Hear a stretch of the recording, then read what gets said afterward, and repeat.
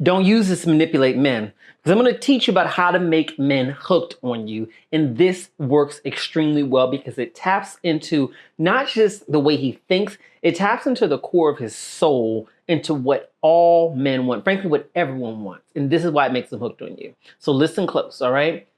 If you want to make a man become hooked on you, and by hooked on you, what I mean is almost addicted to you, where literally he feels like his life is not whole unless you're not in it, where he craves you, he wants you, he thinks about you all the time, where he will pursue you and frankly may even put more energy into you than you put into him, then you have to become a safe space for him. That is one of the most powerful ways to make a man become hooked on you. It doesn't require you to be skinny. It doesn't require you to be pretty. It doesn't require you to be rich. It simply requires you to pay close attention to what this man truly wants and then give that to him in a way where he feels like he can only get it from you.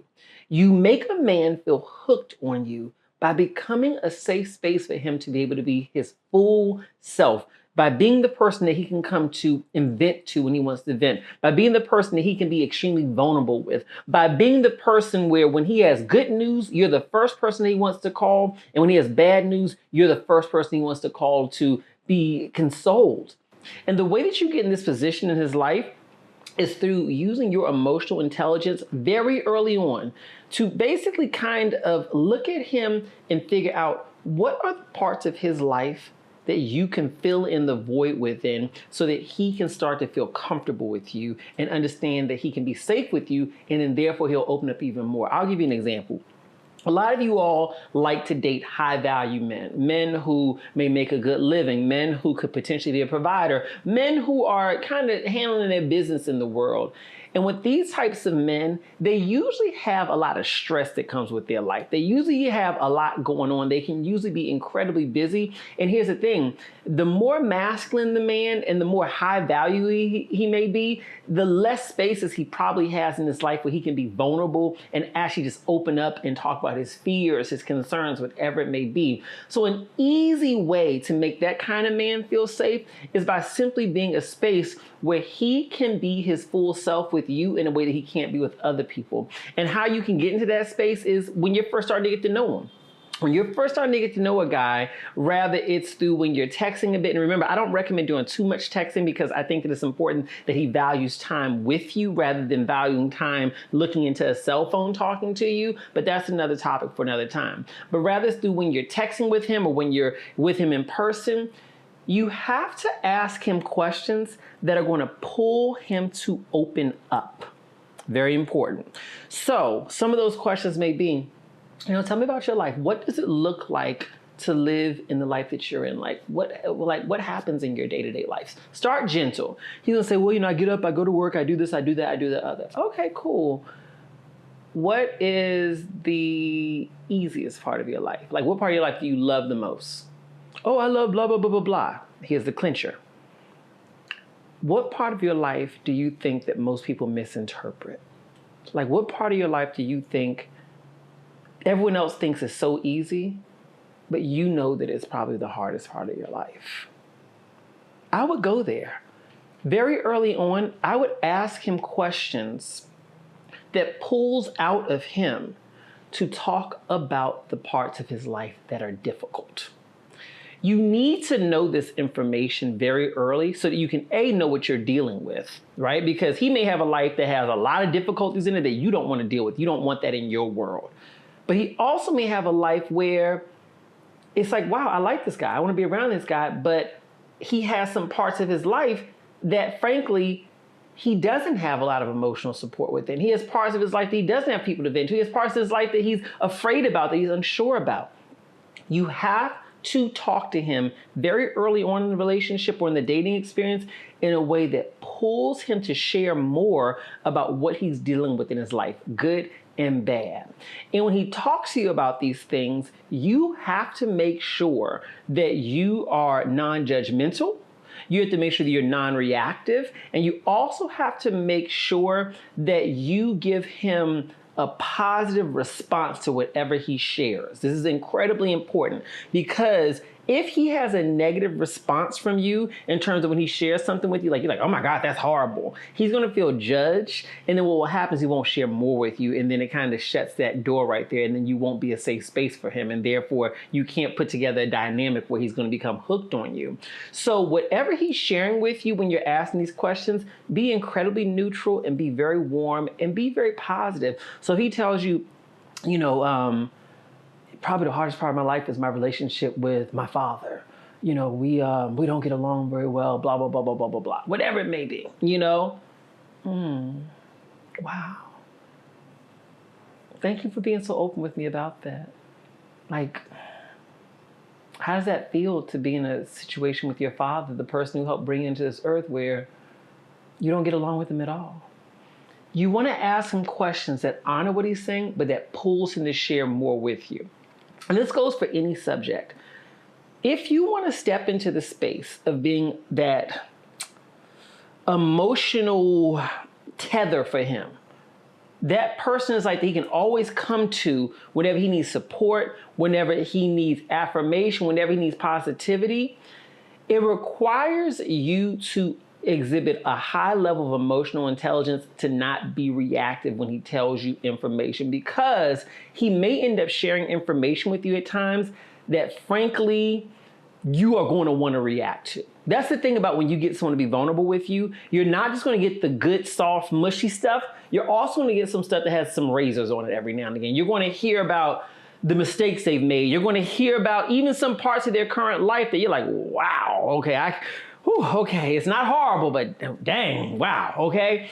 You are going to have to regulate yourself no matter what he shares with you so that he can continue to share more with you. And this is to your benefit as well. It's because you're going to be able to learn more about him so that you can more quickly assess if this is even the kind of man you want in your life. But if it is the kind of man you want in your life, it's going to create a space where the foundation of your relationship with him is going to be built on trust. It's going to be built on transparency. It's going to be built on understanding that he can feel safe with you. And in turn, he will create the same kind of space for you. Because I know some of y'all hear this and you're like, well, hold on, should I be a safe space for him if he's not being a safe space for me? Well, of course not, because why would you date someone who's not a safe space for you? It's got to go both ways. But what I'm saying is, if you want this man to become hooked on you, where literally he sees you as an integral part of his life, and he does so much work to keep you in his life, and he's pushing for a relationship with you, he even wants to push for marriage with you, then he has to feel like you are one of the safest and most loving spaces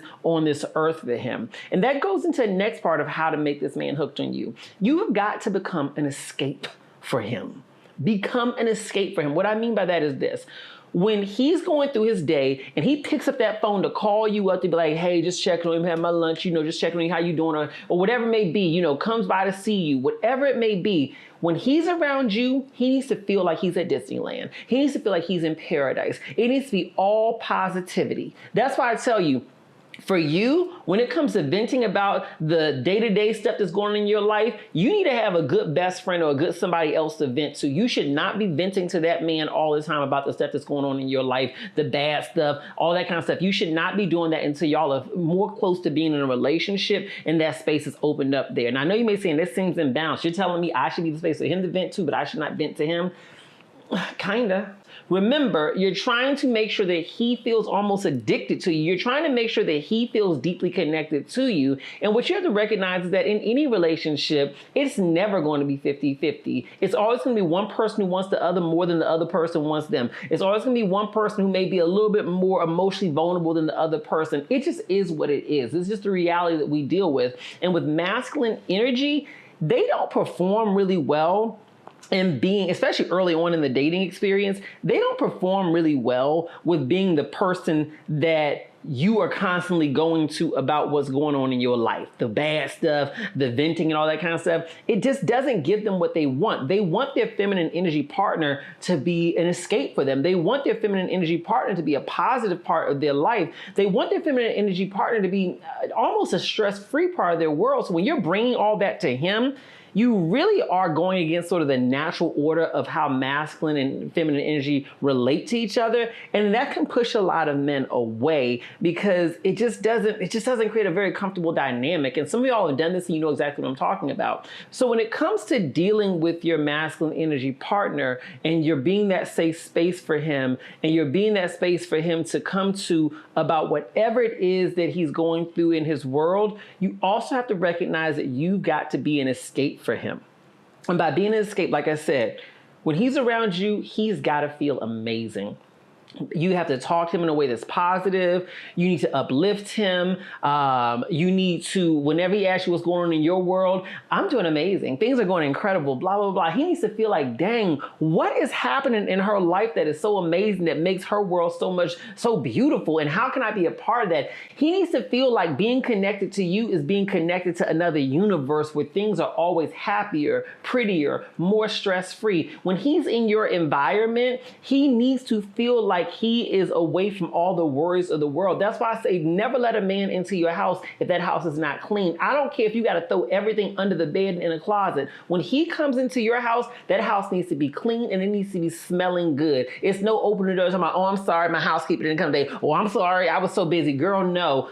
Make him wait 15 more minutes so that you can get that house clean, okay? When he's around you, you need to smell good and look good. Don't get too comfortable with him. And see, the older generation, those older girls, they know better, okay? Because when they're around their man, being with your grandfather for 40 years, half y'all grandfathers ain't never seen your grandmothers without a full face of makeup. Let's talk about it, okay? And she understands that when she's around her man, she has to present a certain image to him, not because she's required to, but because the type of power dynamic that she wants to maintain with him, of him pursuing her, him putting energy into her in a way that sets her apart from and above other women, requires her to also give him something in exchange, which is, I'm going to be a visual fantasy for him. Now, I'm not telling you that you got to go to the gym all the time and you got to become this skinny and you got to always have your hair fully done. No, what I'm saying is this.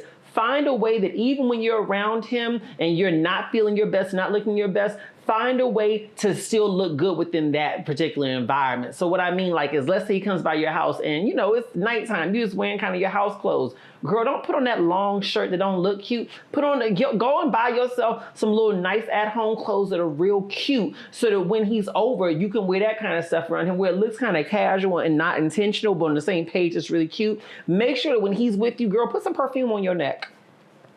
I don't care if you coming over for Netflix and chill. Put some perfume on your neck. Put some perfume on yourself, okay? Get a little blush, a little something put on your face. I don't know, put a little bit of powder on your face, a little something on your face. Make sure you cute, you know? I know some of y'all say, this feels like so much work, MJ. Well, okay, but it's also work being perpetually single. It's also work wanting a man and not having one. It's also work getting a man and you desiring him more than he desires you. So the point is, it's going to be work one way or the other. I'm trying to teach you how to do the work so that you can get what you want, which is a man that will value you at such a high level that he will consistently put energy into you to pursue you so that you're not having to overfunction to keep him. So when I talk about being a safe space for him, when I talk about making sure that when you're around him and he's around you, that you provide him with an escape of fun, of happiness, of carefree ease, what I'm talking about is not necessarily doing hard work.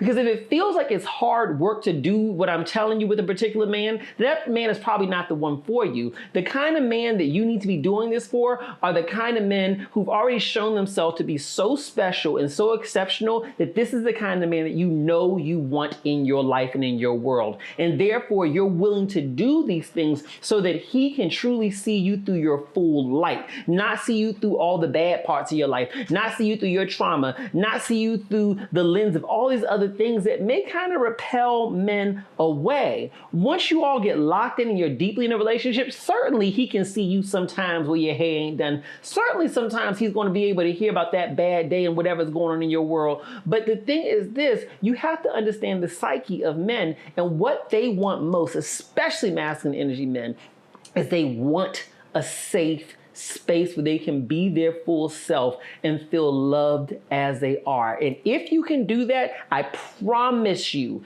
he will become so hooked on you that literally you may have to tell him to hold off on rushing, because you're going to feel like he's going too fast because he wants you so much. He's going to want to hold on to you in his world and not let you go. He's going to want to try to propose to you. He's going to do whatever it takes to keep you happy because you provided him with the most sacred things that a man could ever ask for: a safe space and an escape to go to when the realities of the world are just too harsh for him to deal with. If you like this video, go ahead and click like and click share and comment below and let me know what other video topics you want me to cover.